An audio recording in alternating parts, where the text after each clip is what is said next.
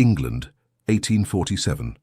The glittering chandeliers of Fairfax House cast a golden glow over the annual spring ball, where the cream of London society gathered in their finest attire. Ladies in silk gowns swept across polished floors, their laughter tinkling like delicate bells against the steady hum of orchestral music. For most, it was an evening of celebration and revelry. For Miss Amelia Goderic, it was to be the beginning of her descent into humiliation. Amelia stood by the refreshment table, absently toying with the lace trim of her pale blue gown. At 22, she possessed a quiet beauty, not the kind that commanded immediate attention, but the sort that revealed itself slowly, like a flower unfurling in the morning light. Her chestnut hair was arranged in an elegant coiffure, accentuating her slender neck and the gentle curve of her shoulders. "You seem rather pensive this evening, Miss Goderic," observed Lady Harrington, an elderly matron whose sharp eyes missed nothing. "One would expect more enthusiasm from a bride-to-be." Amelia offered a practiced smile. "Forgive me, Lady Harrington. I find myself a trifle overwhelmed by the grandeur of the occasion."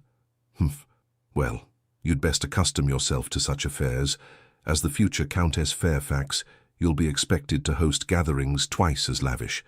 The reminder of her impending marriage to Edmund Fairfax settled like a stone in Amelia's stomach. Their engagement had been arranged years ago, a mutually beneficial arrangement between her father, a respected but financially strained merchant, and the ambitious Fairfax family. Edmund needed a wife of good breeding to enhance his social standing.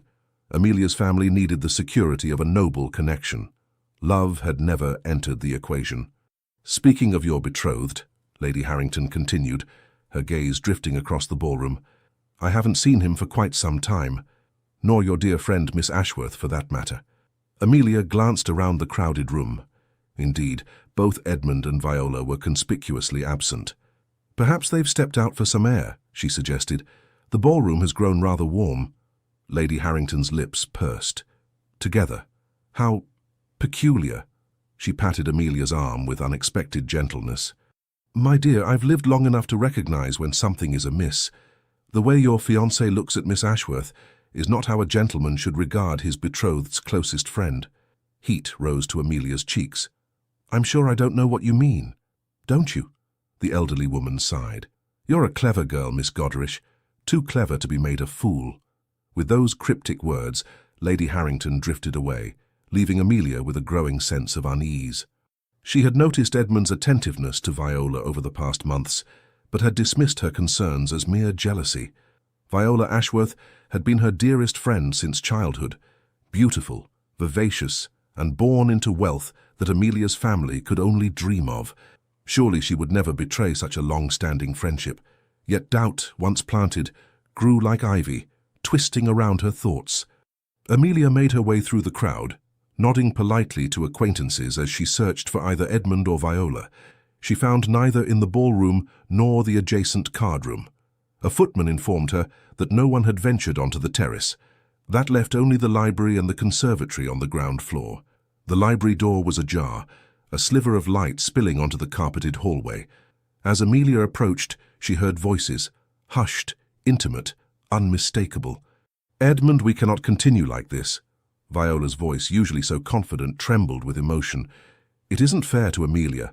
Since when has fairness been a consideration in matters of marriage?" Edmund's tone was dismissive. "My engagement to Amelia is a business arrangement, nothing more. Her father's connections will help secure my position with the East India Company, and in return, her family gains the prestige of a title." "And what of love?" Viola asked. There was a pause, followed by the rustle of fabric. "Love is for poets and fools, my dear. But if you insist on such sentiments, then know that you alone hold my heart." Amelia stood frozen, each word a dagger to her chest. She had never harbored romantic illusions about her engagement, but to hear Edmund speak so coldly of their union, and to her dearest friend no less, was a cruelty she had not anticipated. She should have turned away then, preserved what little dignity remained. Instead, propelled by a need to confront the betrayal face to face, she pushed the door open. The scene before her confirmed her worst fears. Edmund stood with Viola in his embrace, their faces inches apart, his hand inappropriately placed at her waist.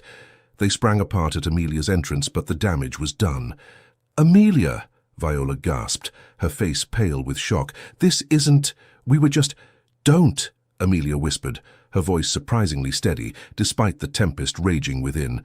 "Please don't insult me with excuses." Edmund straightened his waistcoat, his handsome features settling into a mask of aristocratic indifference. "You're making a scene over nothing, Amelia. Viola was upset, and I was merely offering comfort." "Comfort?" Amelia echoed, incredulity breaking through her shock. "Is that what you call it?" "I heard everything, Edmund. Your dismissal of our engagement as a mere business transaction, your declaration of feelings for Viola." A flicker of annoyance crossed Edmund's face. "Don't be theatrical. Marriage among our class has always been about advantage, not sentiment. I thought you understood that." "I understood that we had an arrangement," Amelia replied, her hands trembling slightly. "What I did not agree to was humiliation." Viola stepped forward, tears streaming down her face. "Amelia, please. It was never my intention to hurt you. It just happened." The betrayal cut deeper coming from Viola than from Edmund. They had shared secrets, dreams, fears, all while Viola had been nurturing feelings for Amelia's betrothed. "How long?" Amelia asked quietly. Viola and Edmund exchanged glances. "How long have you been deceiving me?" Amelia pressed, her voice rising despite her best efforts to maintain composure. 6 months, Edmund admitted callously, though Viola has held my affections for much longer. 6 months. Half a year of lies, of pretense, of Viola listening to Amelia's concerns about her impending marriage while secretly meeting her fiancé. The realization was too much to bear. Amelia turned to leave, desperate for air, for escape from the suffocating betrayal. "Amelia, wait!" Viola called after her. "Let me explain." But Amelia was already moving, pushing past curious onlookers who had begun to gather in the hallway, drawn by the raised voices.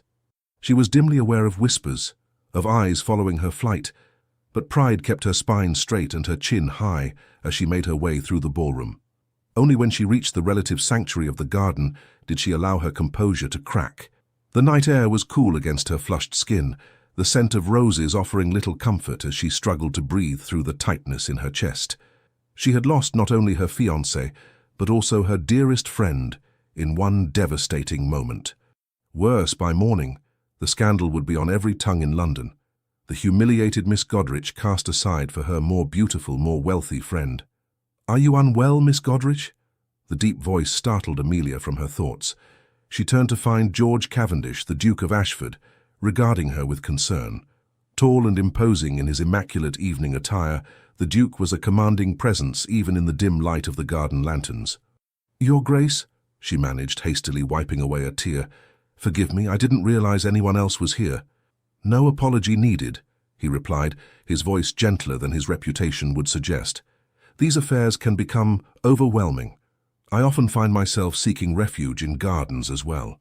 Amelia had seen the Duke at various social functions, but had never spoken to him directly. Few did.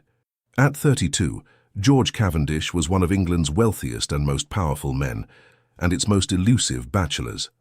Rumours about him abounded, that he had built his fortune through cunning investments after inheriting a near-bankrupt dukedom, that he scorned society despite his position within it, that he had sworn never to marry after some mysterious heartbreak in his youth. Whatever the truth, his presence in the garden now was most unexpected.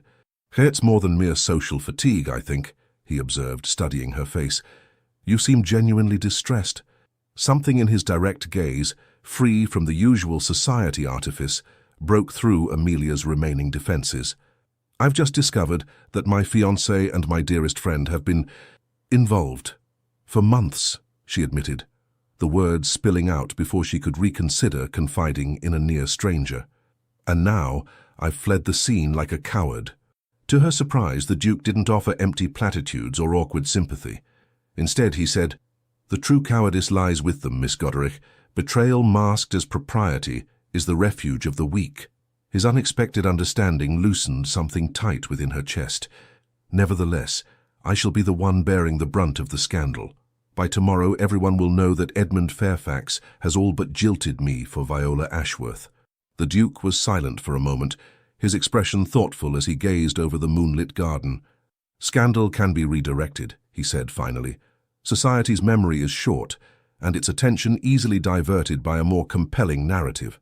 What narrative could possibly overshadow this humiliation? Amelia asked bitterly. A curious light entered the Duke's eyes. What if instead of the abandoned fiancé, you became the woman who caught the interest of a duke? Amelia stared at him, certain she had misunderstood. Your Grace, I propose an arrangement, Miss Goderich, he said, his voice low and deliberate. Allow me to escort you back into that ballroom, where I shall make it clear to all present that I find your company preferable to any other. The gossips will quickly forget about Fairfax's indiscretion in favour of speculating about the Duke of Ashford's sudden interest in you. Amelia's mind raced. But why would you do such a thing? You hardly know me. A hint of a smile touched his lips. Let's just say I have little patience for men who don't honour their commitments. He extended his hand. What say you, Miss Goderich? Shall we give the ton something worthwhile to discuss? Perhaps it was madness, or perhaps it was the strange calm that follows devastating revelation, but Amelia found herself placing her gloved hand in his. Yes, she said simply. I believe we shall. As the Duke of Ashford led her back toward the brightly lit ballroom, Amelia felt the first stirrings of something unexpected beneath her grief and humiliation, a flicker of defiance, a spark of hope, and the curious sensation that her life had somehow veered onto an entirely different path in the span of a single evening. The return to Fairfax House's ballroom on the arm of the Duke of Ashford created precisely the sensation George Cavendish had predicted.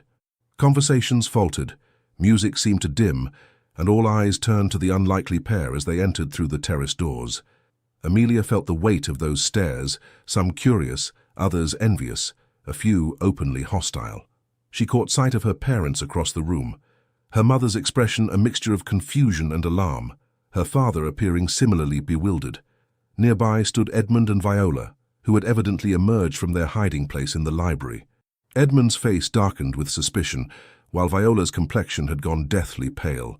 Courage, Miss Goderich, the Duke murmured, his hand steady beneath hers. In my experience, society respects nothing so much as confidence, whether genuine or feigned. Taking a deep breath, Amelia straightened her shoulders and affected an expression of serene composure. The Duke led her directly to the center of the ballroom, where he signaled to the orchestra. The musicians, recognizing the gesture of one of England's most powerful noblemen, brought their current piece to a close. In the ensuing silence, the Duke of Ashford addressed the startled gathering. Ladies and gentlemen, I hope you'll forgive the interruption to this splendid evening. His voice carried effortlessly across the room, commanding attention without apparent effort. I find myself compelled to share some unexpected but welcome news. A ripple of murmurs swept through the crowd. The Duke continued, his gaze unwavering. It seems I have found myself utterly captivated this evening. Miss Amelia Goderich has granted me the honor of her attention, and I find I cannot bear to waste another moment before making my intentions clear. Gasps echoed around the ballroom.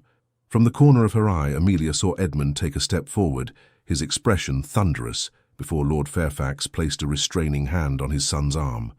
Miss Goderich, the Duke continued, turning to face her directly, would you do me the great honor of permitting me to call upon you tomorrow?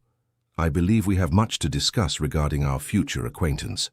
It was not a proposal of marriage. That would have been too precipitous even for this dramatic rescue, but it was a clear declaration of interest from a man who had never before shown particular attention to any woman in society. The implication was unmistakable.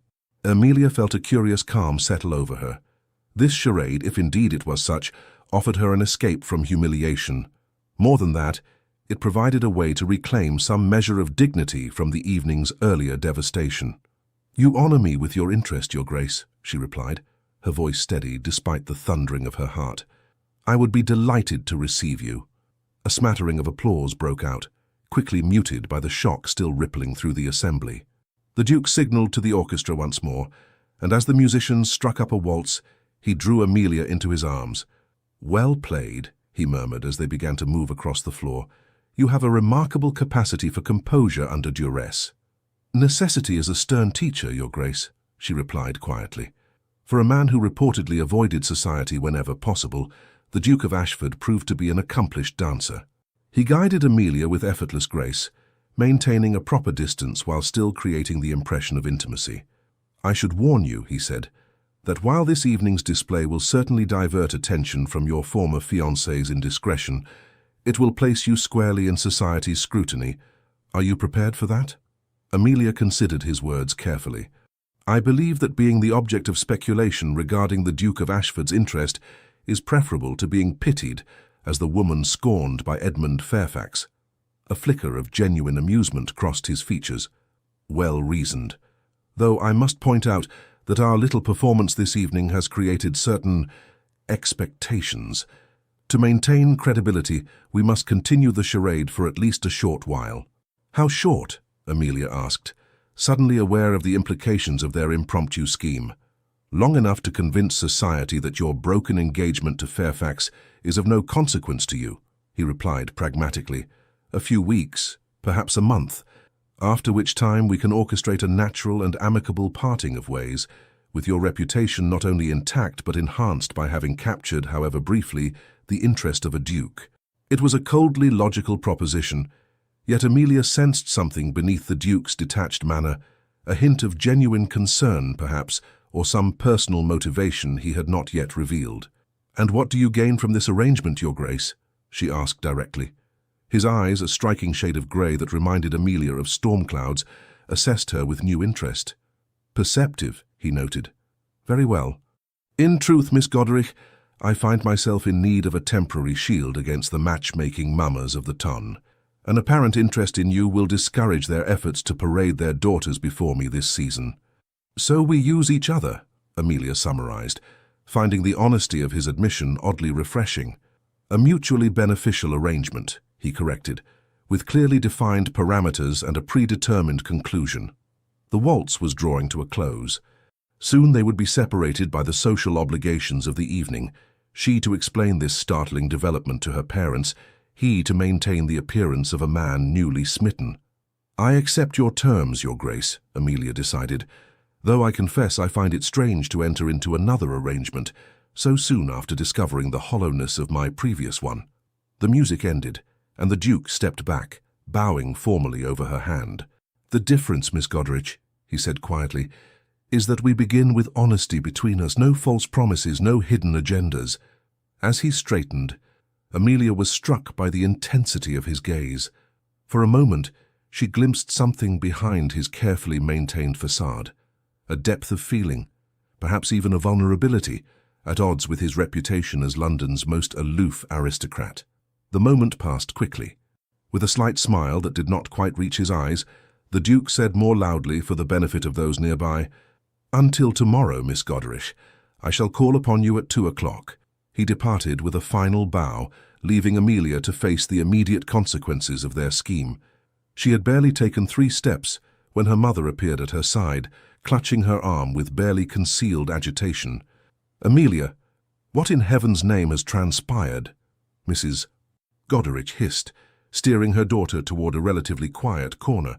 "First rumours of some scene with Edmund and Viola, and now the Duke of Ashford is singling you out. Have you taken leave of your senses?" "Not at all, Mother," Amelia replied, summoning what remained of her composure. "I've merely discovered that one arrangement was false while another opportunity presented itself." Her father joined them, his expression torn between concern and a certain calculating interest. "The Duke is worth 10 of young Fairfax in terms of position and fortune," he observed, "but his interest seems sudden." "Sometimes," Amelia said, thinking of the betrayal she had witnessed in the library, "revelations occur quite suddenly." Before her parents could press further, a commotion near the entrance to the ballroom drew their attention. Edmund was striding toward them, his face flushed with anger, Viola trailing behind him with visible distress.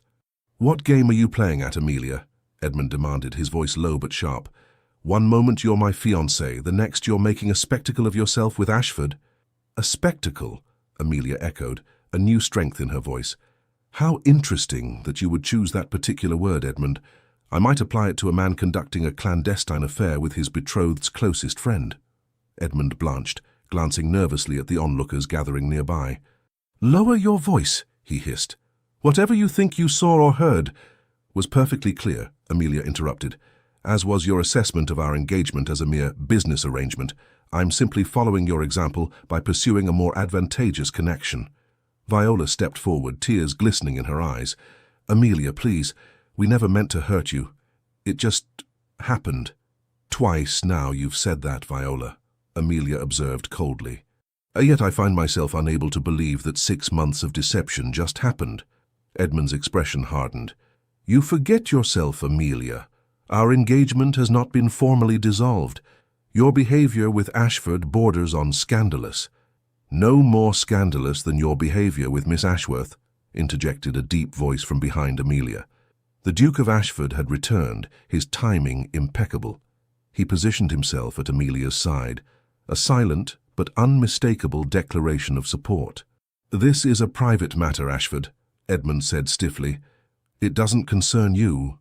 "On the contrary," the Duke replied, his tone deceptively mild. "Miss Goderic's well-being has become a matter of great personal interest to me, and from what I observe, your presence is causing her distress." Edmund's face darkened further. "You've no right to interfere in matters between me and my fiancé." "Former fiancé," Amelia corrected firmly. "I cannot, will not, marry a man who has betrayed my trust so completely." A tense silence followed her declaration. It was Mrs. Goderich who finally broke it, her social instincts overriding her shock. "I believe this discussion would be better continued in private," she said, glancing meaningfully at the circle of interested observers that had formed around them. "Lord Fairfax's study, perhaps." "An excellent suggestion," the Duke agreed smoothly. "Though I must insist on accompanying Miss Goderich if she wishes it." Amelia nodded gratefully. "I would appreciate your presence, Your Grace." The small party made their way to Lord Fairfax's study, where Edmund's father was already waiting, his expression grave. As the door closed behind them, shutting out the curious eyes and ears of the ball attendees, Amelia steeled herself for the confrontation to come. Lord Fairfax spoke first, addressing Amelia with cold formality. "Miss Goderich, I understand you've made certain accusations regarding my son's conduct." "Not accusations, my lord," Amelia replied steadily. "I witnessed Edmund and Miss Ashworth in an intimate embrace and overheard their conversation. They admitted to having conducted a secret relationship for the past 6 months, all while I remained ignorant of their betrayal." Edmund stepped forward, his manner shifting from anger to persuasion. "Amelia, you're overreacting. Yes, Viola and I have developed an attachment, but these things happen. Our engagement can still proceed as planned. Nothing need change."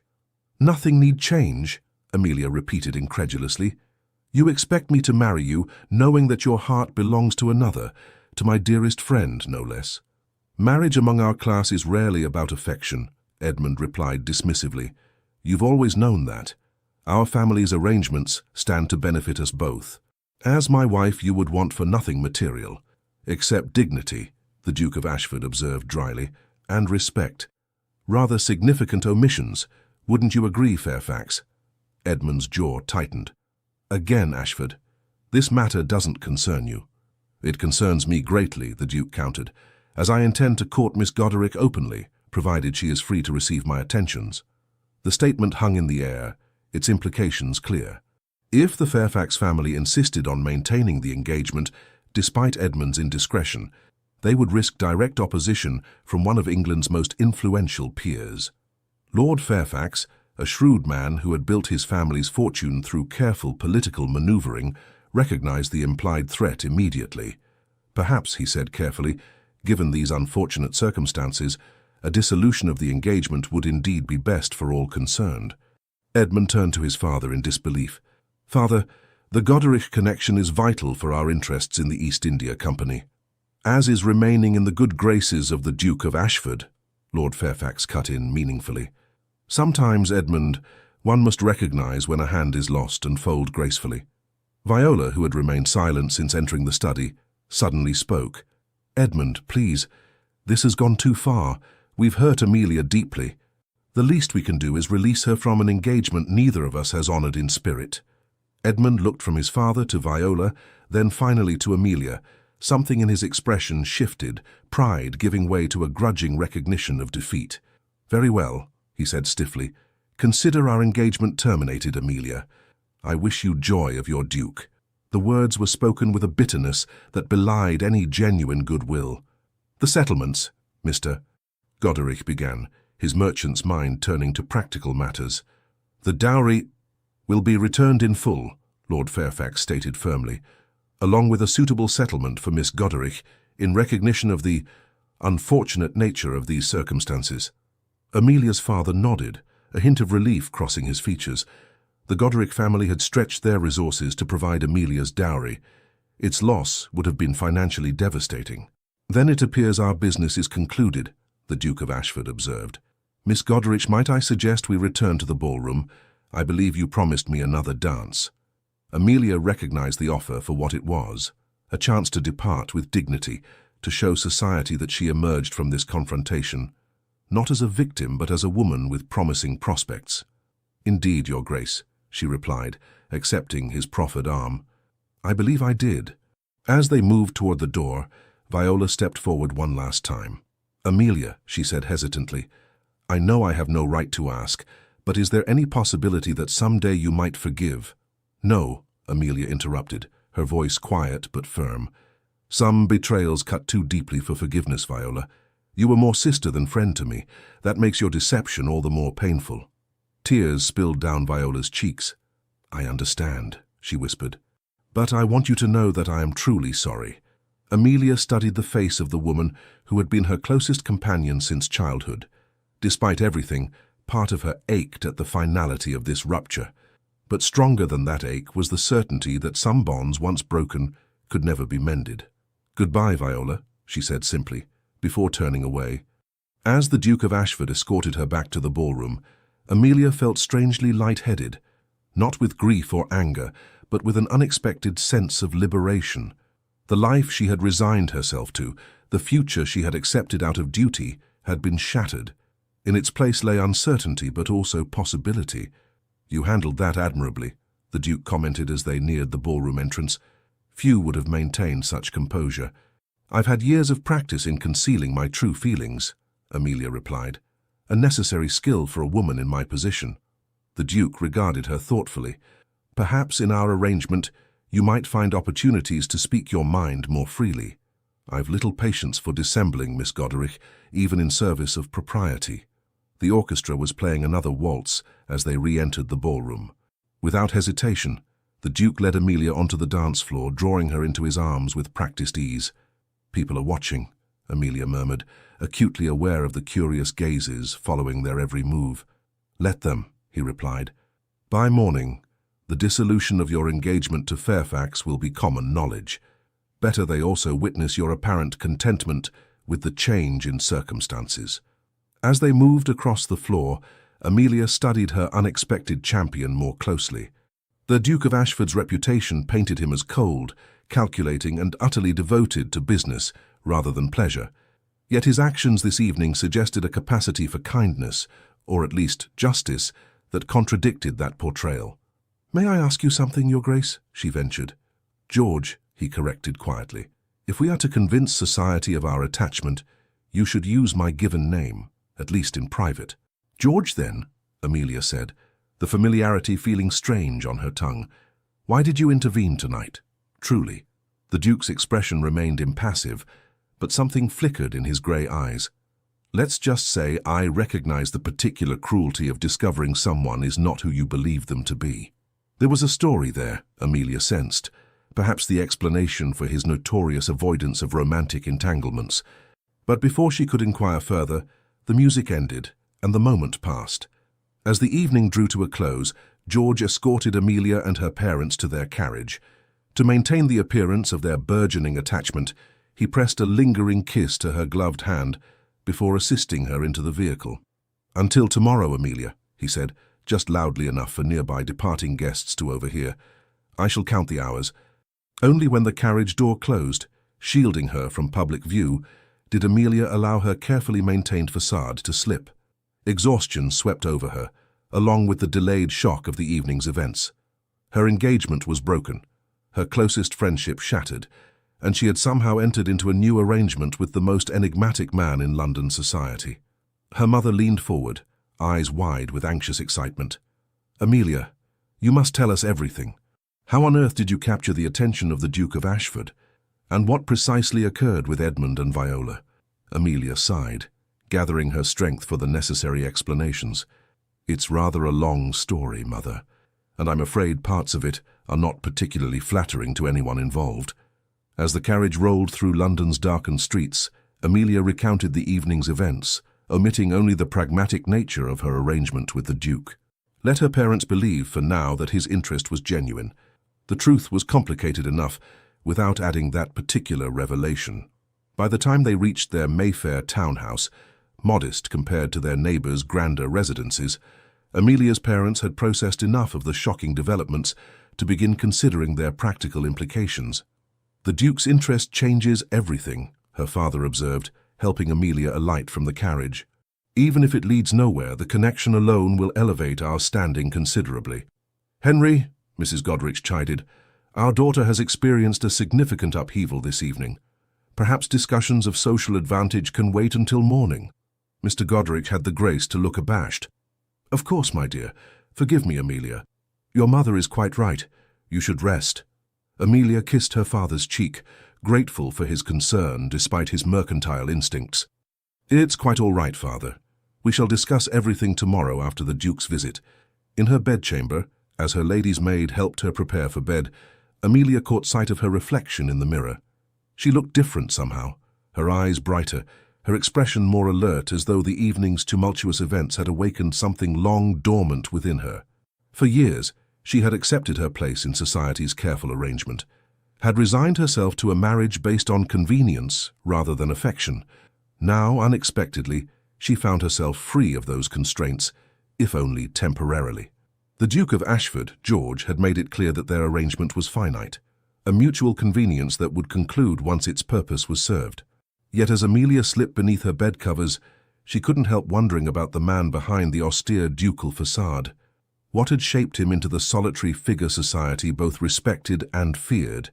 What had he meant by recognizing the particular cruelty of discovering someone is not who you believed them to be?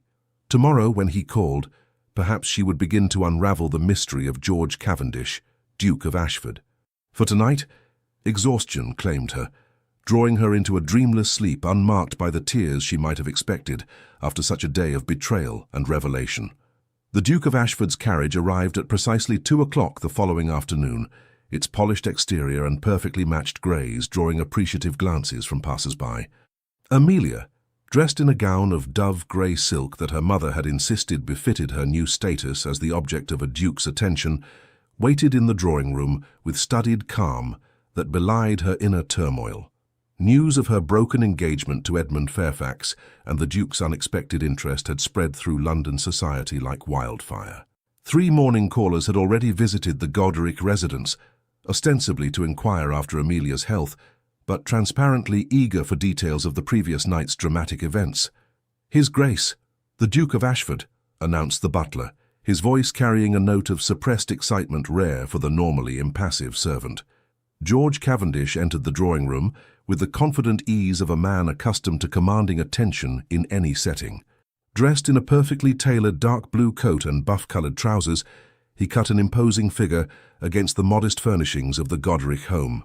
"Miss Goderich," he greeted her, bowing formally before turning to acknowledge her parents.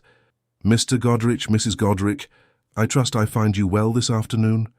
"Exceedingly well, Your Grace," Mrs. Goderich replied, practically glowing with maternal pride. "We're honoured by your visit." "The honour is mine," the Duke replied smoothly. "I've been looking forward to furthering my acquaintance with your daughter." Mr. Goderich cleared his throat. "Perhaps you would like to take refreshment in the garden, Your Grace? The weather is particularly fine today, and our roses are in full bloom." Amelia recognized her father's suggestion for what it was, an opportunity for her to converse more privately with the Duke, while still remaining within the bounds of propriety under her parents' distant supervision. "An excellent suggestion," George agreed. "Miss Goderich, would you do me the honour?" Amelia accepted his proffered arm, acutely aware of her mother's beaming approval as they made their way through the French doors leading to the modest but well-tended garden behind the Goderich townhouse. The afternoon sun cast dappled shadows across the gravel path as they strolled between neatly trimmed hedges and carefully cultivated roses. A stone bench situated beneath an ancient oak tree offered a modicum of privacy, while remaining visible from the drawing-room windows, the perfect balance of propriety and discretion. "You've caused quite a stir in society, Your Grace," Amelia observed once they were seated. "Lady Winslow and Mrs. Hemington both called this morning, fairly bursting with curiosity about your sudden interest in me." A faint smile touched the Duke's lips. "And what did you tell them?" "That some connections form unexpectedly, when one least anticipates them," she replied, vague enough to fuel speculation without committing to falsehoods. "Well done," he approved. "The best deceptions contain elements of truth." Amelia studied him in the clear afternoon light. Away from the artificial glow of ballroom chandeliers, the Duke of Ashford appeared somehow more human, still imposing certainly, but with subtle nuances to his expression that she hadn't noticed before. Tiny lines at the corners of his eyes suggested he smiled more often in private than his public persona indicated. "I've been thinking about our arrangement," she said carefully. "While I appreciate your intervention last night, truly I do, I wonder if we've embarked on a charade that may prove difficult to maintain." "Having second thoughts, Miss Godric?" he inquired, his tone neutral. "Not second thoughts precisely," Amelia clarified. "Rather practical considerations. London society will expect certain progression in our relationship. Eventually, they will anticipate an engagement announcement. And when none is forthcoming, they will assume I've trifled with your affections," the Duke concluded, "thereby creating a new scandal to replace the one we sought to avoid." Amelia nodded. "Unless we orchestrate our parting very carefully." "We needn't concern ourselves with that just yet," George said. "For now it's enough that society believes my interest genuine and your affections cautiously receptive. A fortnight of such appearances should suffice to establish that narrative firmly enough that when our paths eventually diverge, it will be seen as a natural conclusion rather than a rejection." Amelia accepted his assessment, though she remained unconvinced that the matter would resolve so neatly. Society rarely allowed its most eligible duke to conduct his affairs without intense scrutiny. "Now," George continued, his manner shifting subtly, "since we find ourselves temporarily aligned, I believe we should use this opportunity to become better acquainted. Our performance will be more convincing if built upon genuine understanding." "What would you like to know?" Amelia asked. "Everything that makes you who you are," he replied, surprising her with his directness. "Your interests, your dreams, your disappointments. The person behind the carefully composed society mask." Amelia hesitated, unaccustomed to such forthrightness. "That's rather a lot to divulge to someone who was a stranger until yesterday evening."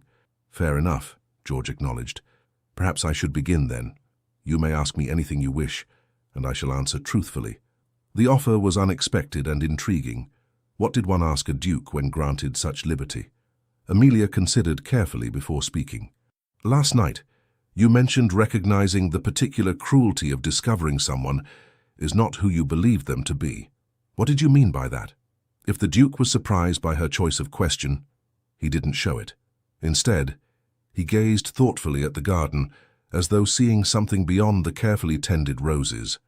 "When I was 23, he began, "I was engaged to Lady Caroline Wexford, daughter of the Earl of Harrington. It was an advantageous match. Her family possessed old blood and excellent connections, while mine, despite the dukedom, had fallen into financial disarray under my father's management." Amelia listened, fascinated by this glimpse into his past. Few knew much about the Duke of Ashford's personal history beyond public records and society gossip. "Unlike your arrangement with Fairfax, I believed myself genuinely in love," George continued, a hint of self-deprecation in his tone. "Caroline was beautiful, charming, and appeared to return my affections with equal fervor. I was young enough to believe that I had achieved that rarest of outcomes in aristocratic marriages, a union of both advantage and affection." "What happened?" Amelia asked gently, sensing the direction of the story. "A week before our wedding, I discovered letters she had written to Baron Westmoreland, intimate letters that made it clear their relationship extended far beyond proper acquaintance." His expression remained impassive, but Amelia detected the lingering echo of an old pain beneath his composed exterior. When confronted, Caroline admitted that she had never loved me. She had accepted my proposal solely on her father's insistence, due to the financial difficulties the Harrington estate was experiencing. "I'm sorry," Amelia said softly. George shook his head. "The discovery was painful, but ultimately valuable. It taught me to look beyond appearances, to question motives, and to recognize that in our social sphere, genuine feeling is often sacrificed at the altar of advantage. "And so you've avoided romantic entanglement since then," Amelia concluded, the pieces of his reputation falling into place. "I've avoided the pretense of romance," he corrected. "Better honest solitude than false companionship, wouldn't you agree?" The question seemed to invite a deeper confidence, and Amelia found herself responding with unexpected candor. "I've never expected love in marriage," she admitted. "My parents' union was arranged, as was my engagement to Edmund. I was raised to view marriage as a practical alliance rather than a romantic endeavor." She paused, searching for the right words. "But I did expect loyalty, mutual respect. To discover that even those modest expectations were too much to hope for was illuminating. And disillusioning," George added perceptively. "Yes," Amelia agreed, "though perhaps the disillusionment is valuable, as you said of your own experience. At least now I harbor no false hopes." The Duke studied her with an intensity that made Amelia conscious of every detail of her appearance, the way the afternoon light caught in her hair, the slight flush that rose to her cheeks under his scrutiny. "Tell me," he said, changing tack abruptly, "if you were free of society's constraints, what would you choose for yourself? Not in terms of marriage, but life. What pursuits would occupy your time and mind?" The question took Amelia by surprise. Few had ever asked about her personal desires beyond the conventional expectations for a woman of her station. "I would travel," she answered after a moment's reflection. "Not merely to the usual European destinations, but farther, to Constantinople perhaps, or even India. I've read accounts of such places that make our London society seem terribly small and provincial by comparison." "An unusual ambition for a young lady," George observed, though his tone held no censure. "I've always been drawn to knowledge," Amelia continued, emboldened by his apparent interest. "My father indulged my educational inclinations more than most men of his generation might have. I read extensively, history, philosophy, even some scientific treatises, though I must admit much of the latter exceeds my understanding." "And if you could choose your own path entirely," George pressed, "would you marry at all?" The directness of the question startled Amelia, but she found herself considering it seriously. "I suppose I would wish for a partnership of minds as well as circumstances. Someone with whom I could converse freely, exchange ideas, perhaps even disagree without fear of censure." She smiled ruefully. "A rather fanciful notion, I know." "Not fanciful," George contradicted. "Rare, perhaps, but not impossible." Something in his voice drew Amelia's gaze to his face. For a brief moment the ducal mask slipped, revealing a hint of the man beneath the title, thoughtful, perhaps even vulnerable in ways society never glimpsed. The moment was interrupted by the appearance of Mrs. Goderich at the drawing-room window, making a show of checking on their progress. "I believe we're being summoned," George observed dryly. "Your mother likely fears we've had insufficient time for meaningful conversation, yet too much for strict propriety." Amelia laughed, the sound spontaneous and genuine. "You've assessed her perfectly. She's torn between wanting to advance our acquaintance and maintaining the appearance of proper supervision." They rose from the bench and began walking slowly back toward the house. "I meant to ask," George said, "whether Fairfax has made any further attempt to contact you since last night." Amelia shook her head. "Not directly, though his mother sent a rather formal note this morning, expressing regret for the unfortunate misunderstanding and suggesting that cooler heads might prevail after reflection." A flicker of annoyance crossed the Duke's features. "They still hope to salvage the arrangement, then. Fairfax needs your father's connections for his Eastern ventures." "My father would never insist I honor the engagement now," Amelia assured him. "He may be practical, but he's not heartless." "Nevertheless," George said thoughtfully, "it might be wise to emphasize our apparent attachment more publicly. Would you permit me to escort you to the Harringtons' musicale tomorrow evening? I understand it's to be quite the significant gathering." Amelia blinked in surprise. "You wish to attend a musicale? I was given to understand you avoid such entertainments whenever possible." A hint of a smile touched his lips. "My reputation for reclusiveness serves me well in business, but in this instance, visibility serves our purpose better. Besides," he added with unexpected lightness, I find my aversion to society lessened by the prospect of your company." The compliment, delivered with such apparent sincerity, brought a genuine blush to Amelia's cheeks. She reminded herself sternly that this was all part of their charade, the Duke playing his role with admirable conviction. "Then I shall be delighted to accompany you," she replied, matching his tone. As they re-entered the drawing-room, where her parents waited with poorly disguised eagerness, Amelia found herself in the curious position of playing a role that felt increasingly less like pretense. The Duke of Ashford, George, had revealed himself to be far more complex and intriguing than his public persona suggested. Their arrangement might be temporary, a mutual convenience designed to navigate a social crisis, but Amelia couldn't help wondering what further revelations their pretended courtship might bring. The Harrington musical proved to be precisely the forum for public display that George had anticipated. As he escorted Amelia into the crowded music room, conversations faltered, heads turned, and speculative glances followed their progress. Lady Harrington herself, a formidable matron whose social influence was matched only by her talent for uncovering secrets, descended upon them immediately. "Your Grace!" she exclaimed, her voice carrying just enough to ensure neighboring guests could overhear. "What an unexpected pleasure!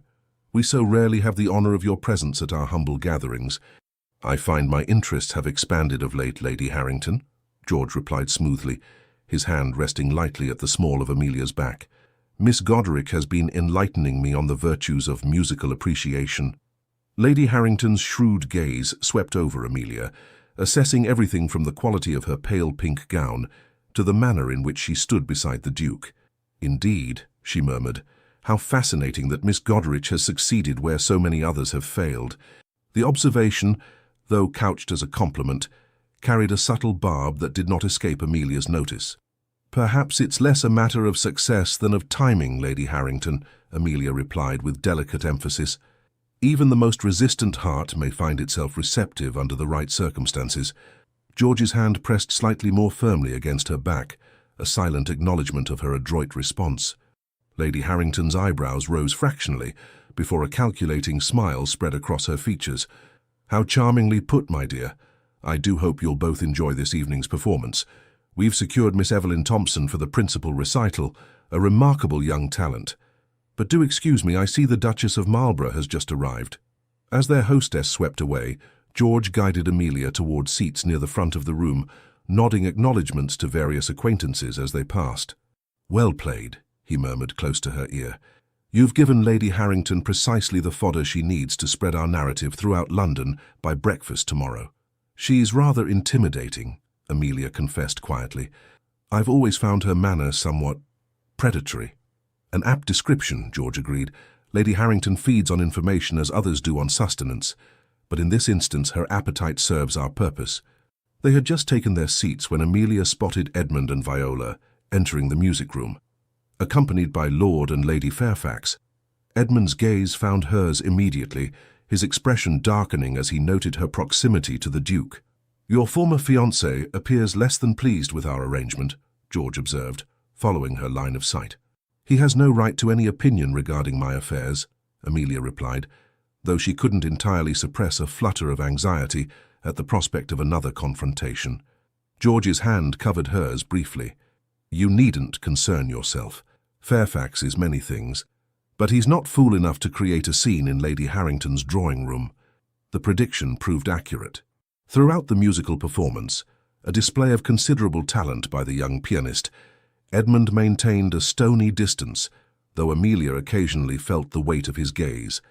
Viola, by contrast, appeared pale and withdrawn, her usual vivacity dimmed by what Amelia could only assume was shame or regret. During the interval, as guests mingled and refreshments were served, George was briefly drawn into conversation with several gentlemen eager to discuss political matters. Amelia found herself momentarily alone, a situation quickly remedied by the appearance of Lady Charlotte Winters, one of the few society women whose company Amelia genuinely enjoyed. "My dear Amelia," Charlotte exclaimed, linking her arm through Amelia's. "You've been holding out on me. Not a word about the Duke of Ashford, and now you appear together as though it's the most natural thing in the world." Amelia smiled at her friend's characteristic directness. "It happened rather suddenly, Charlotte. I'm still becoming accustomed to it myself. Well, I for one am delighted, Charlotte declared. After that dreadful business with Edmund, and yes, everyone knows, my dear, these things always get out. You deserve someone of true worth and character. She leaned closer, lowering her voice. And between us, the Duke is a vast improvement in every regard. Fairfax always struck me as rather too pleased with himself. Amelia laughed despite herself. Charlotte, you're incorrigible. Merely observant, her friend countered with a grin, and what I observe is that the Duke looks at you in a way Fairfax never did, as though you're actually present, rather than merely decorative. Before Amelia could formulate a response to this unexpected assessment, she felt a presence at her side and turned to find Viola standing there, her expression a mixture of determination and apprehension. "Amelia," Viola began hesitantly, "might I speak with you privately?" Charlotte's eyebrows rose, but she had sufficient tact to murmur, "I'll just fetch us some champagne," before discreetly withdrawing. Left alone with her former friend, Amelia maintained a composed exterior, despite the conflicting emotions roiling beneath the surface: anger, hurt, and an unwelcome thread of lingering affection for the woman who had been her closest companion since childhood. "I don't believe we have anything to discuss, Viola," she said quietly. "Please," Viola implored, her voice barely above a whisper, "just a few moments. I need to explain—" "You've already explained," Amelia interrupted. "You and Edmund developed an attachment. These things happen, apparently." Viola flinched at the bitterness in Amelia's tone. "It wasn't like that. At least not how you imagine." She glanced nervously around the crowded room. "Not here. Could we step onto the terrace just for a moment?" Amelia hesitated, torn between her desire to maintain distance from Viola and curiosity about what explanation could possibly justify months of deception. "Very well," she conceded reluctantly. "Briefly." The terrace was mercifully unoccupied, the spring evening just cool enough to discourage most guests from venturing outdoors. Viola led Amelia to a quiet corner, partially screened by potted orange trees. "I won't insult you with excuses," Viola began, her composure cracking slightly. "What we did, was unforgivable. I betrayed your friendship and your trust." "Yes," Amelia agreed simply. "You did." Viola's eyes filled with tears. "I've spent every moment since that night hating myself for it. But Amelia, there's something you should know." She drew a shaky breath. "Edmund isn't who you think he is. He can be cruel, calculating." Amelia frowned. "What are you saying, Viola?" "The night we met, at Lady Westmoreland's ball last autumn, he sought me out deliberately. He knew of our friendship and—" Viola hesitated, visibly struggling with her words. "He seemed so charming, so attentive. He made me feel special, valued. By the time I realized his true nature, I was already compromised." "Compromised?" Amelia repeated, a chill running through her at the implication. Viola nodded miserably. "He took liberties. Promised marriage if his arrangement with you fell through, then used that indiscretion to ensure my continued cooperation." She looked away, unable to meet Amelia's gaze. "When I threatened to confess everything to you, he implied he would ruin my reputation entirely if I spoke a word." The revelation stunned Amelia. She had known Edmund to be ambitious, perhaps even opportunistic, but this level of calculated manipulation suggested a darkness she hadn't glimpsed during their engagement. "Why tell me this now?" she asked after a moment. "Because you deserve to know the truth," Viola replied, "and because I fear for you. Edmund is furious about your connection to the Duke. He sees it as a deliberate humiliation, and he's not a man who accepts such blows to his pride gracefully." "What do you mean?" "He's been making inquiries, discreet ones, into the Duke's past, looking for weaknesses, vulnerabilities. I'm afraid he means to cause trouble between you somehow." Amelia processed this information with growing concern. "Thank you for the warning," she said finally, "though it doesn't change what happened between us, Viola." "I know," Viola whispered, wiping away a tear. "I don't expect forgiveness. I couldn't bear it if you were hurt further because of my weakness." The sincerity in Viola's voice gave Amelia pause. The betrayal still stung deeply, but perhaps there were complexities to the situation she hadn't fully grasped in the shock of discovery. "I need time," Amelia said eventually. "What you've told me, it's a lot to absorb." Viola nodded, relief visible in her expression at even this small concession. Of course. Thank you for listening, Amelia. I've missed you terribly. As they re-entered the music room, Amelia caught sight of George searching the crowd, his expression clearing when he located her. He moved purposefully in her direction, offering a cordial but distant nod to Viola as he reached Amelia's side. "Is everything all right?" he asked, his voice low enough to ensure privacy. "Yes," Amelia replied automatically, then amended. "That is, I'm not entirely sure. Viola has shared some concerning information about Edmund." George's gaze sharpened. "Perhaps we should discuss it somewhere more private. The second half of the performance is about to begin, but we could make our excuses afterward." Amelia nodded gratefully, glad of his understanding without the need for detailed explanation. As they resumed their seats for the recital, she found her thoughts in turmoil, divided between Viola's troubling revelations and acute awareness of George's protective presence beside her. The remainder of the musicale passed in a blur of notes and polite applause. When the final piece concluded, George smoothly made their excuses to Lady Harrington, citing an early engagement the following day.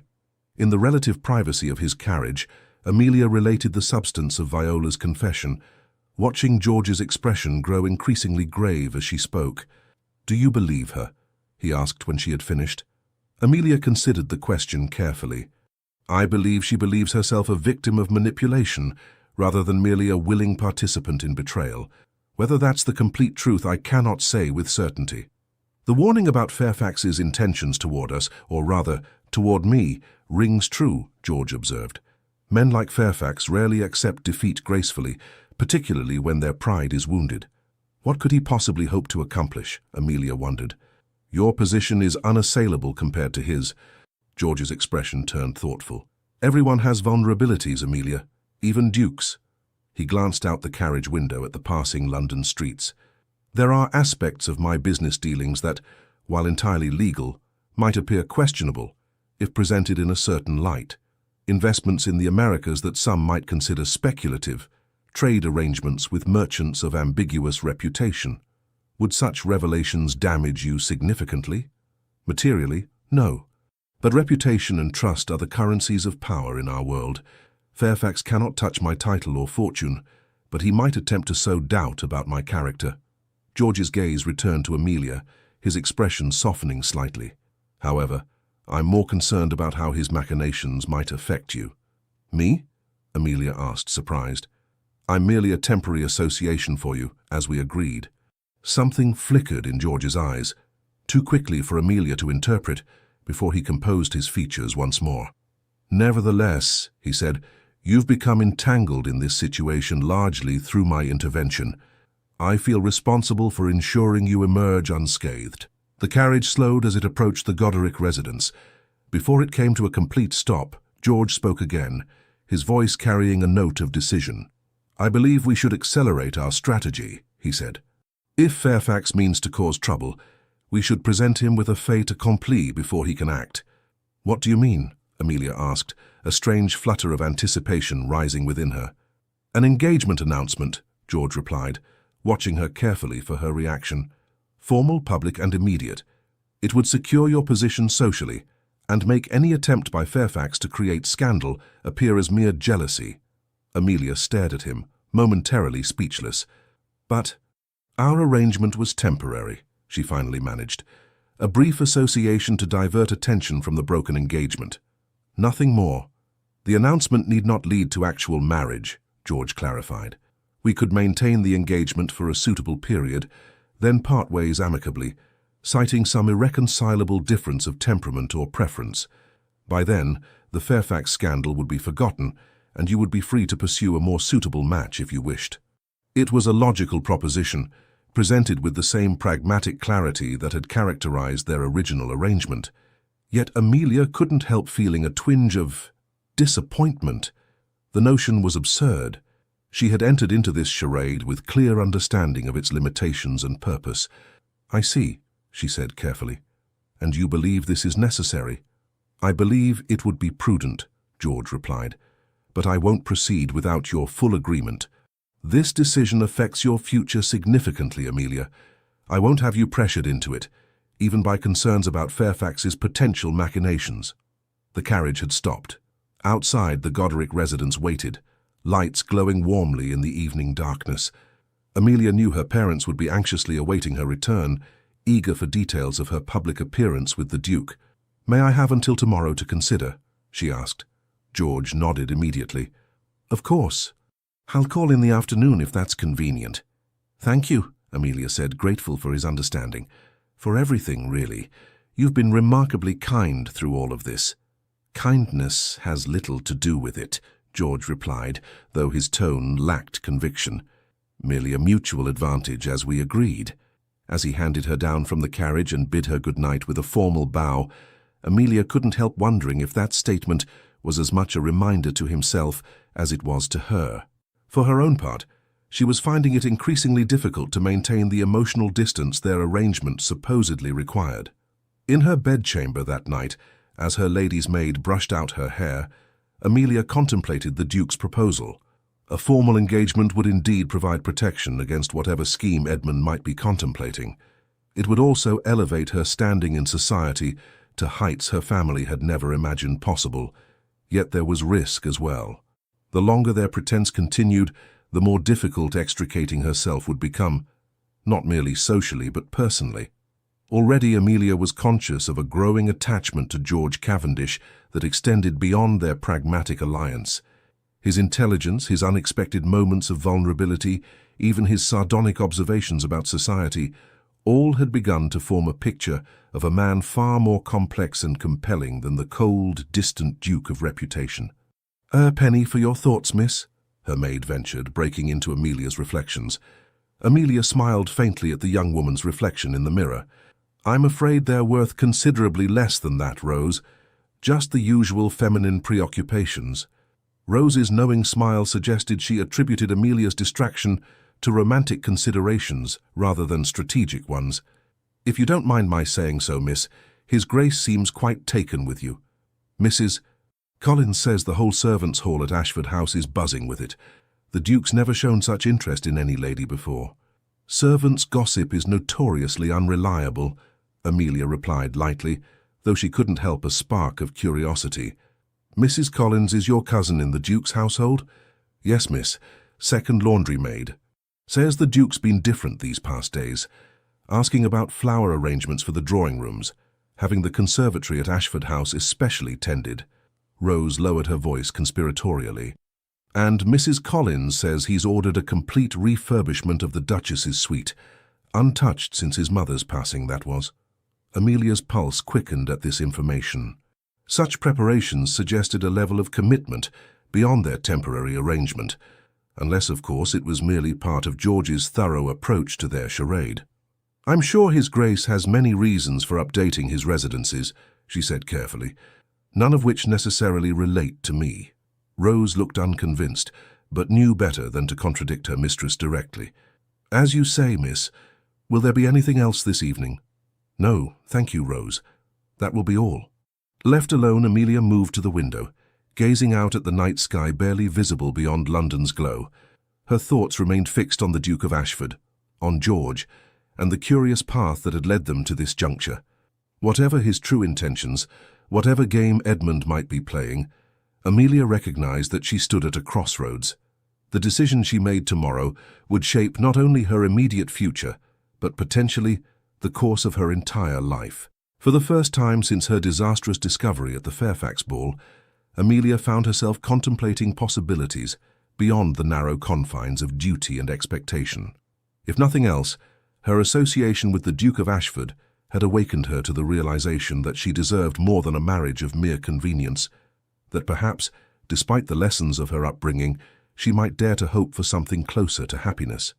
With that thought warming her heart against the night's chill, Amelia finally sought her bed, her dreams filled with images of storm-grey eyes and unexpected possibilities. The following afternoon found Amelia in the drawing-room once more, awaiting the Duke's arrival with a curious mixture of anticipation and trepidation. She had spent much of the morning in thoughtful consideration of his proposal, weighing practicality against the increasingly complicated emotions that coloured their association.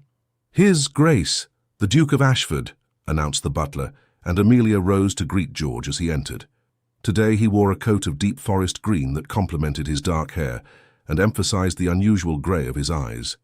As he bowed over her hand, Amelia noted that his expression carried a gravity beyond its usual reserve.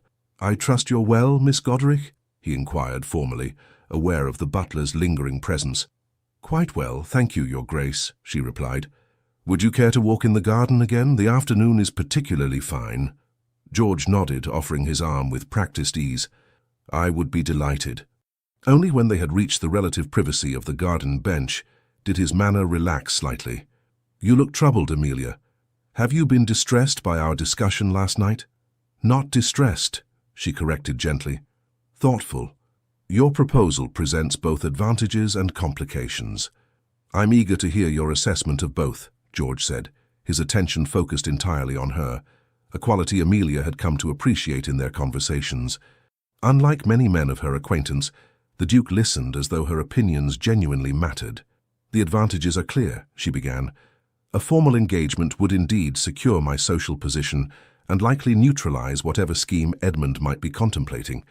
It would also," she added with a small smile, "utterly delight my parents, who can scarcely believe their daughter has captured the interest of a duke." George acknowledged this with a slight incline of his head. "And the complications?" Amelia hesitated, searching for words that would convey her concerns without revealing too much of her developing feelings. "The longer we maintain this pretense, the more difficult it becomes to distinguish between performance and reality, at least for me." She looked away, unable to meet his gaze as she made this admission. "I find myself enjoying your company rather more than our arrangement strictly requires." A moment of silence followed her words. When George finally spoke, his voice carried a note Amelia hadn't heard before, a warmth that belied his usual reserve. "Perhaps," he said carefully, "the distinction between pretense and reality is not as clear as we initially believed." Amelia's gaze snapped back to his face, searching for meaning in his measured expression. "What are you saying, George?" He leaned forward slightly, his eyes intent on hers. "I'm saying that what began as a convenient arrangement has become something else, at least for me." He paused, seeming to choose his next words with unusual care. "I find myself thinking of you when we're apart, looking forward to our meetings with an eagerness that has nothing to do with social strategy." Amelia's heart quickened at this unexpected revelation. "You never indicated—" "How could I?" George interrupted gently. "Our agreement was explicitly temporary. I had no right to complicate matters with personal sentiments that you might not welcome." "And now?" Amelia asked, scarcely daring to breathe. "Now I find I cannot in good conscience propose even a pretend engagement without honesty between us." George took her hand, his touch warming her despite the light barrier of her gloves.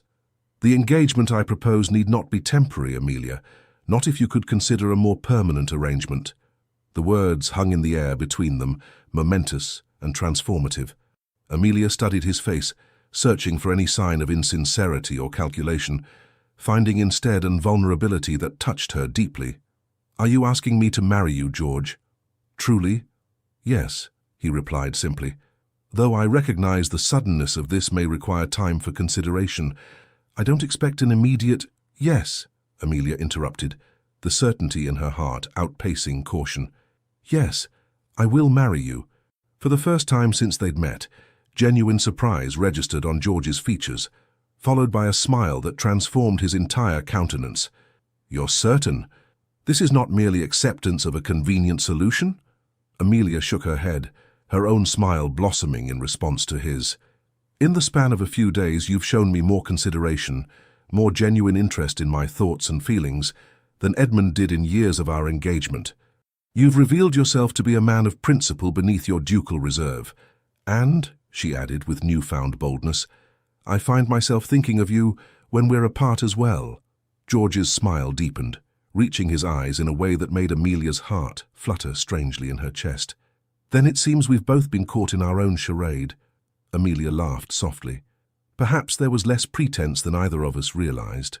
"There's something else you should know," George said, his expression growing serious once more. "Something I should have told you earlier, perhaps." "What is it?" Amelia asked, a flicker of concern rising at his change in demeanor. My investigation into Fairfax's activities has uncovered some troubling information, he said. It appears he's been systematically manipulating young women of good family, but limited means, women like yourself, for financial gain. Amelia frowned. I don't understand. His pattern is consistent, George explained.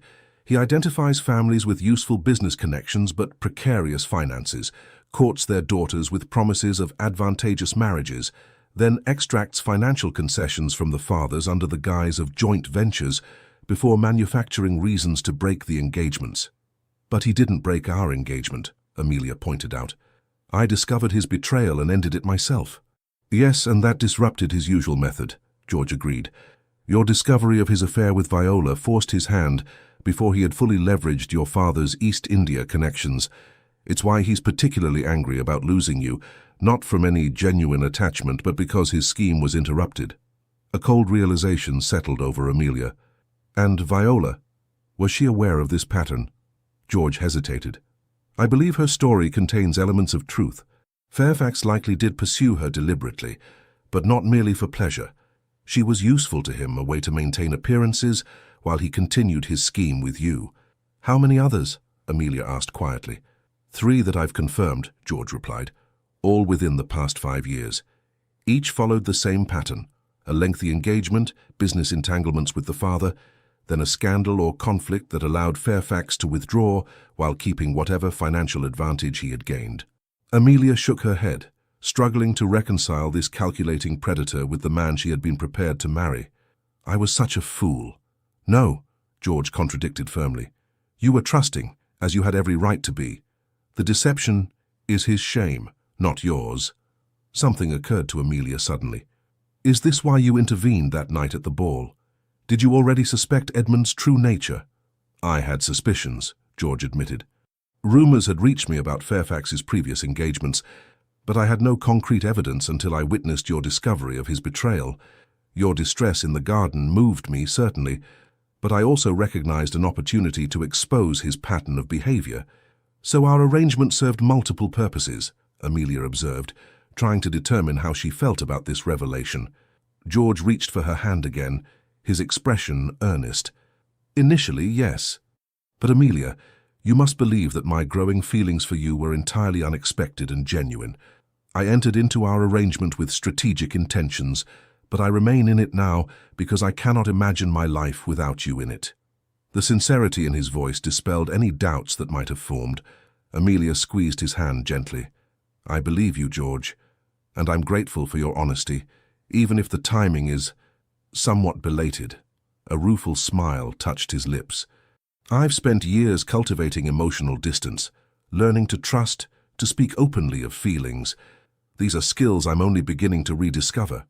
Then we shall learn together, Amelia said softly. For I too have spent my life preparing for a marriage of convenience rather than affection. This territory is unfamiliar to us both. George's expression warmed at her understanding. There's one more matter we should discuss before formalizing our engagement, he said. Edmund Fairfax. He's unlikely to accept defeat gracefully, particularly now. What do you propose? Amelia asked. I've gathered evidence of his pattern of deception, George explained. Nothing that would stand in a court of law, perhaps, but enough to destroy his reputation in society if revealed. His dealings, though ethically abhorrent, were executed with enough ambiguity and legal cunning to evade formal prosecution. Scandalous, yes, but not unlawful by the standards of our courts. I intend to meet with him privately, to make it clear that any attempt to interfere with our happiness will result in his complete social and financial ruin. Amelia considered this approach thoughtfully. And Viola? What becomes of her in all this? That, George said gently, is for you to decide. Her role in Fairfax's schemes seems more that of pawn than accomplice, though her betrayal of your friendship remains her own responsibility. The question of Viola weighed heavily on Amelia's heart. The pain of betrayal remained sharp, yet Viola's tearful confession at the musicale had revealed a young woman caught in circumstances partly beyond her control. I'm not ready to forgive her, Amelia admitted, but neither do I wish to see her destroyed alongside Edmund.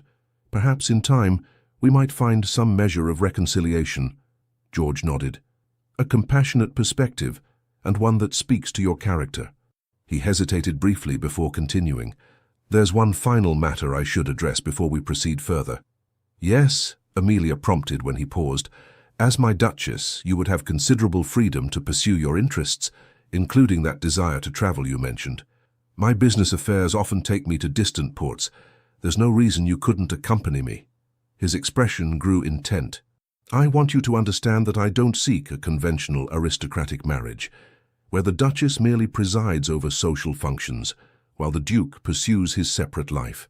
I want a true partnership, Amelia, if that's what you desire as well." The word sent a thrill of possibility through Amelia. Not only marriage to a man she was rapidly coming to love, but the freedom to explore the world beyond London's narrow social confines. It was more than she had ever dared hope for. "That's precisely what I desire," she assured him, her voice steady with conviction. "A true partnership built on mutual respect and affection." George's face lit with a smile that transformed his usually serious countenance. "Then I believe we have an understanding." "Indeed we do, Your Grace," Amelia replied, her own smile matching his. "I should speak with your father," George said, rising from the bench and offering his hand to assist her. "And then perhaps make our engagement known at the Pembroke ball this evening." "The perfect occasion," Amelia agreed, accepting his hand and rising to stand beside him. "The entire ton will be present." As they walked back toward the house, George's hand resting lightly at the small of her back, Amelia marveled at the strange turns her life had taken in the span of mere days. What had begun as humiliation and betrayal had somehow transformed into an unexpected chance at genuine happiness. The Pembroke ball was in full swing when the Duke of Ashford's carriage arrived. Amelia sat beside George, her fingers lightly resting on his arm, a delicate diamond engagement ring, his grandmother's, he had explained, gleaming on her left hand. Her father's reaction to the Duke's formal request for her hand had been one of barely contained jubilation, while her mother had promptly burst into tears of joy before launching into immediate plans for what would surely be the social event of the season. George had endured their excitement with good grace, even agreeing to Mrs. Goderic's suggestion of a June wedding at St. George's, Hanover Square, a mere 8 weeks away. "Are you ready?" George asked quietly as the carriage slowed before Pembroke House's illuminated entrance. Amelia nodded, a curious calm having settled over her despite the significance of the evening ahead. "I find I'm not nearly as nervous as I expected to be." "No second thoughts?" he inquired, his tone light but his eyes searching hers with genuine concern. "None," she assured him firmly, "though I admit to some anticipation regarding society's reaction. We've managed to create quite the whirlwind romance." George's smile held a hint of mischief rare for his public demeanor. "Let them talk. I find I rather enjoy providing the ton with something substantive to gossip about for a change." The footman opened the carriage door and George descended first before turning to assist Amelia.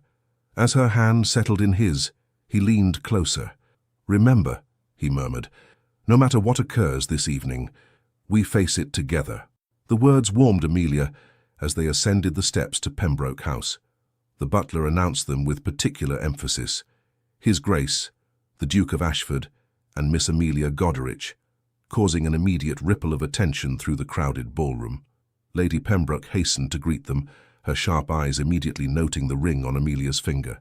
"Your Grace, Miss Goderic, how delightful to see you both. And might I observe that Miss Goderic is wearing a rather significant new adornment this evening?" George inclined his head slightly. "Your observation is correct, Lady Pembroke. Miss Goderic has done me the great honor of accepting my proposal of marriage." Despite having clearly anticipated this announcement, Lady Pembroke managed an impressive display of surprise and delight. "How wonderful! And may I be the first to wish you both every happiness?" "You may indeed," George replied smoothly, "though I suspect congratulations will be abundant this evening." Lady Pembroke's smile widened. "Indeed they shall. You must allow me to share your joyous news with my guests." "By all means," George agreed, his hand settling possessively at Amelia's waist. As their hostess hurried away to spread the announcement, Amelia caught sight of Edmund and Viola across the ballroom. Edmund's expression darkened visibly as he noted their arrival, while Viola merely looked pale and subdued beside him. "Fairfax appears less than pleased by our news," George observed, following her gaze. "I imagine he's realizing that his plans have been thoroughly disrupted," Amelia replied, "both regarding my father's business connections and his attempt to salvage his reputation after our broken engagement." "He'll be even less pleased after our conversation tomorrow," George said quietly. "I've arranged to meet him at my club. Lord Harrington has agreed to be present as a witness, a precaution against any attempt by Fairfax to misrepresent our discussion later." Before Amelia could respond, they were surrounded by well-wishers, Lady Pembroke having wasted no time in announcing their engagement to the assembled guests. For the next hour, Amelia found herself accepting congratulations from what seemed like half of London society, many of whom had scarcely acknowledged her existence before her association with the Duke. "Fascinating how quickly one's social standing can change," she murmured to George during a brief respite between greetings. "A cynical but accurate observation," he agreed, his thumb tracing small circles against her gloved hand. "Though I find myself grateful for the change in my own standing, if not society's assessment of it." "Oh?" Amelia inquired, intrigued by this admission. "Until recently, I was regarded as unapproachable, cold. The solitary Duke, married to his business interests," George elaborated. "Now, thanks to you, I'm seen as a man capable of genuine feeling. It's a rather significant improvement." The warmth in his gaze as he spoke made Amelia's heart flutter pleasantly. "I'm glad to have been of service," she teased gently. "More than you know," he replied, his voice dropping to an intimate tone that sent a delicious shiver through her. Their moment was interrupted by the approach of Lady Harrington, her sharp gaze assessing them with undisguised curiosity. "Well, well," she declared without preamble, "it seems the Duke of Ashford has finally been captured. London's most eligible bachelor, claimed at last." "Not captured, Lady Harrington," George corrected mildly. "Merely fortunate enough to recognize a rare treasure when I encountered one." The older woman's eyebrows rose at this uncharacteristically romantic declaration from a man known for his pragmatism. "Indeed. How very poetic of you, Your Grace." Her gaze shifted to Amelia. "You've accomplished what many considered impossible, my dear. One can only imagine what other miracles you might work as Duchess of Ashford." "I assure you, Lady Harrington, my ambitions extend no further than securing the happiness of my future husband and myself," Amelia replied with careful politeness. "Commendably modest," Lady Harrington observed, though her tone suggested she found such modesty either suspicious or foolish. "Though one should never underestimate the influence a duchess may wield, particularly one married to a man of such extensive interests as the Duke." Before the conversation could continue along this potentially awkward path, a disturbance near the ballroom entrance drew their attention. Edmund Fairfax appeared to be engaged in a heated argument with Lord Pembroke, his voice rising despite their host's obvious attempts to calm him. "It appears your former fiancé has had too much champagne," Lady Harrington observed with barely concealed delight at the prospect of scandal. "How unfortunate!" George's expression hardened. "If you'll excuse us, Lady Harrington, I believe I should offer Lord Pembroke my assistance." With a protective hand at Amelia's back, he guided her away from the older woman, though not directly toward the disturbance. "Wait here," he murmured, guiding her toward Charlotte Winters, who stood nearby. "Charlotte, might I impose upon you to keep Miss Godrich company for a moment? I need to address a situation." Charlotte, assessing the situation with her usual acuity, nodded immediately. "Of course, Your Grace. Amelia and I have much to discuss regarding wedding preparations, I'm sure." As George strode purposefully toward Edmund and Lord Pembroke, Charlotte linked her arm through Amelia's. "Your former fiancé appears determined to make a spectacle of himself," she observed quietly. "Though I must say your current fiancé seems equally determined to prevent it." Amelia watched anxiously as George reached the two men, his calm authority immediately changing the dynamic of the confrontation. Though too distant to hear their words, she could see Edmund's aggressive posture gradually subside in the face of whatever George was saying. "The Duke is rather masterful in such situations, isn't he?" Charlotte remarked with admiration. "So different from Edmund, who always seemed to be performing for an audience." "George is surprising in many ways," Amelia admitted, her gaze still fixed on the scene across the ballroom. Charlotte squeezed her arm gently. "You love him," she stated, rather than asked. "I can see it in your face when you look at him." The observation startled Amelia, though she couldn't deny its accuracy. "Is it that obvious?" "Only to someone who knows you well," Charlotte assured her. and I'm delighted for you, truly. When you first told me of your broken engagement to Edmund, I feared you'd been terribly hurt. Now I see it was the best thing that could have happened." "A blessing in disguise," Amelia agreed, watching as George and Lord Pembroke escorted a subdued Edmund from the ballroom, presumably to sober up away from the curious eyes of society. Viola, left standing alone after Edmund's removal, looked lost and uncertain. After a moment's hesitation, she made her way toward Amelia and Charlotte, her steps faltering as she approached. "Amelia," she began hesitantly, "I just wanted to offer my congratulations. The Duke seems... he clearly cares for you deeply." The sincerity in Viola's voice gave Amelia pause. Despite everything, a part of her still mourned the friendship they had once shared. "Thank you, Viola." An awkward silence fell between them, years of shared confidences and recent betrayal, creating a chasm neither seemed certain how to bridge. Charlotte, sensing the tension, murmured a discreet excuse about refreshments and moved away, leaving the former friends in relative privacy. "I heard about your engagement this morning," Viola continued softly. "Edmund was quite upset." "So I gather," Amelia replied, glancing toward the doorway through which the men had disappeared. "Though his concern seems rather misplaced, given the circumstances of our parting." Viola looked down, her fingers twisting nervously in her skirts.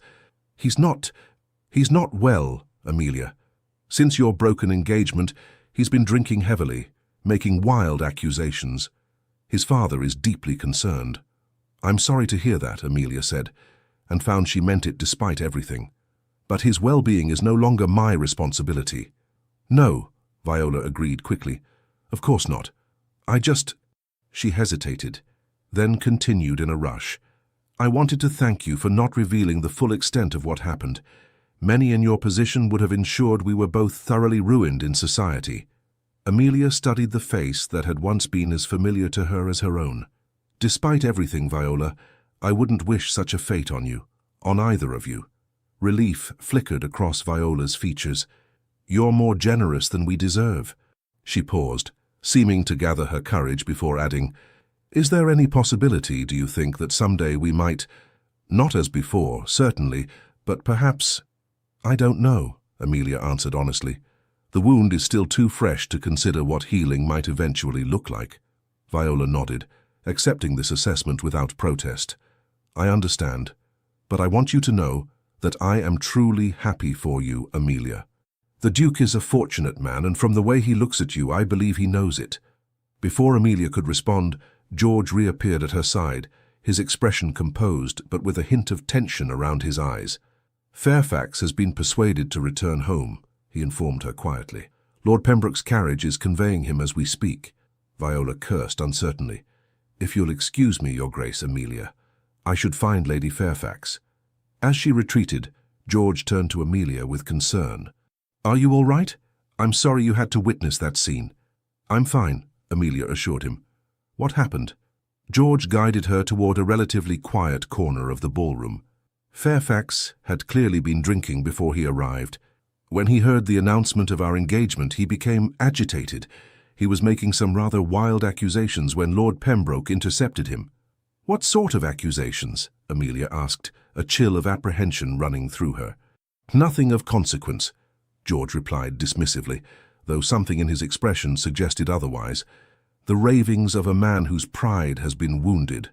Amelia laid her hand on his arm. "George, please, no secrets between us, remember?" He sighed, relenting under her steady gaze. "He was claiming that our engagement is a sham, that I'm using you to thwart some business venture he believes I'm aware of. Nonsense, of course, but potentially damaging if repeated in the right circles." "All the more reason for your meeting tomorrow," Amelia observed. "Indeed." George's expression softened as he regarded her. "But let's not allow Fairfax to overshadow our evening. This is a celebration after all." As if on cue, the orchestra began playing a waltz. George extended his hand with a formal bow that was belied by the warmth in his eyes. "May I have this dance, future Duchess of Ashford?" Amelia placed her hand in his, a sense of rightness settling over her as he drew her into his arms. "You may, future husband." As they moved across the floor in perfect synchronization, Amelia marveled at how completely her life had transformed. From the humiliation of betrayal to the joy of unexpected love, from resignation to possibility, all in the span of mere days. "What are you thinking?" George murmured, his face close to hers as the dance brought them together. "That life takes the most unexpected turns," Amelia replied honestly. "A week ago, I believed my future was set in stone, a marriage of convenience to a man who didn't love me. Now, George prompted when she trailed off. Amelia smiled up at him, allowing the happiness she felt to shine in her eyes. "Now I find myself engaged to a man I'm rapidly falling in love with, facing a future filled with possibilities I never dared imagine." The admission, the first time either had spoken directly of love, brought a rare, unguarded smile to George's face. "I find myself in a similar state of astonishment," he confessed. "I came to your rescue that night in the garden with purely practical intentions. I never anticipated that you would rescue me in return." "Rescue you?" Amelia echoed, puzzled. "From solitude," George clarified. "From the fortress I built around myself after Caroline's betrayal. You've accomplished what I believed impossible, Amelia. You've made me trust again, made me hope again." The music swelled around them, but Amelia scarcely heard it, lost in the depths of George's grey eyes and the meaning behind his words. In that moment, surrounded by the glittering elite of London society, yet utterly alone in their private connection, Amelia knew with absolute certainty that their engagement was no longer a matter of convenience or strategy for either of them. It was, quite simply, where they both belonged. The day of the wedding dawned bright and clear, a perfect June morning that seemed designed to match the occasion's joyful spirit. St. George's, Hanover Square, was filled to capacity with the cream of London society, all eager to witness the season's most talked-about union. In a small antechamber, Amelia stood before a mirror as her mother made final adjustments to her veil. The ivory silk of her wedding gown shimmered in the sunlight streaming through the high windows, its elegant simplicity a perfect complement to the magnificent Ashford diamonds adorning her throat and ears, gifts from George the previous evening. "You look beautiful, my darling," Mrs. Goderich said, tears glistening in her eyes. "I could never have imagined such a match for you." "Nor I, Mother," Amelia replied with a smile. "Life has proven rather more surprising than we anticipated." A soft knock at the door heralded her father's arrival. Mr. Goderich entered, resplendent in his finest coat, his expression a mixture of pride and barely contained emotion. "It's time, my dear," he said, offering his arm. "Your Duke awaits." As Amelia took her father's arm, a sense of perfect peace settled over her. The past 2 months had been a whirlwind of preparations and adjustments, yet through it all, her certainty about George had only deepened. Their courtship, though conducted under society's watchful eye, had revealed a man of depth, integrity, and unexpected tenderness. Each day had brought new discoveries. George's dry wit, his genuine interest in her opinions, his thoughtful gestures that spoke more eloquently than words of his growing affection. Edmund Fairfax had departed London shortly after George's private meeting with him, retreating to his family's country estate under the ostensible excuse of overseeing agricultural improvements. Whatever had transpired between the two men remained private, but the result had been Edmund's complete withdrawal from society and business circles alike. Viola, too, had retreated from London, though she had written Amelia a heartfelt letter before departing. In it she had expressed again her remorse and wished Amelia every happiness in her marriage. The letter had concluded with a hope that time might eventually heal the breach between them, a hope that Amelia, from the security of her newfound happiness, found herself increasingly able to share. The organ music swelled as Amelia and her father reached the church doors. The congregation rose, heads turning to witness the bride's entrance. At the altar, George stood tall and commanding in his formal attire, his normally impassive face transformed by an expression of such open adoration that Amelia's breath caught in her throat. As she moved down the aisle toward him, their gazes locked, and in that moment everything else faded away. The watching crowd, the magnificence of the church, the social significance of their union. There was only George, only the love that had blossomed so unexpectedly between them, only the future they would build together. When she reached his side, he took her hand in his touch steady and warm. "You are exquisite," he murmured, his voice for her ears alone. "And you are everything I never knew I wanted," she replied softly. The service proceeded with all the solemnity and splendor befitting a ducal wedding. Amelia spoke her vows in a clear, unwavering voice, her heart full as she promised to love, honor, and cherish the man before her. George's response was equally steady, his grey eyes never leaving hers as he bound himself to her with sacred words. When the Archbishop pronounced them husband and wife, George's kiss was both tender and possessive, a perfect expression of the bond that had formed between them in such a short time. As they turned to face the congregation, now as Duke and Duchess of Ashford, Amelia felt George's hand tighten around hers. "Ready?" he asked quietly. She smiled up at him, her heart overflowing with happiness. "For everything," she replied. Together they proceeded down the aisle, stepping out into the sunlight and the cheering crowd beyond the church doors, stepping out into the future they would share, a future built not on convenience or arrangement, but on the strongest foundation of all, love freely given and joyfully received. Yorkshire, September 1847. The late summer breeze carried the scent of heather across the moors surrounding Ashford Manor, the Duke of Ashford's ancestral country estate. In the private walled garden behind the grand house, Amelia sat on a stone bench, a book open but unread in her lap as she gazed contentedly at the colourful profusion of roses, lavender, and late-blooming delphiniums. 3 months of marriage had brought changes both profound and subtle. The initial adjustments of two independent people learning to share a life had given way to a comfortable rhythm, a sense of partnership that deepened with each passing day. George had proven himself as attentive a husband as he had been a fiancé, taking genuine interest in Amelia's thoughts and preferences, including her in his business discussions when she expressed curiosity, and encouraging her to pursue her own interests with the full support of his position and resources. For her part, Amelia had embraced her role as Duchess of Ashford with natural grace, winning over even the most sceptical members of society with her genuine warmth and intelligence. Where the previous Duchess had been known for opulent but cold formal entertainments, Amelia had established a different tradition, smaller gatherings focused on stimulating conversation, artistic performances, and the fostering of genuine connections. The sound of approaching footsteps drew Amelia from her reverie.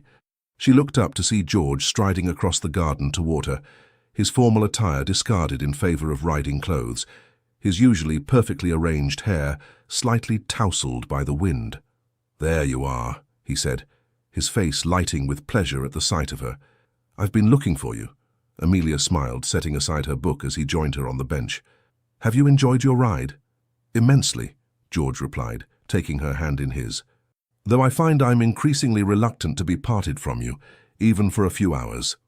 The admission, delivered with characteristic directness, warmed Amelia's heart.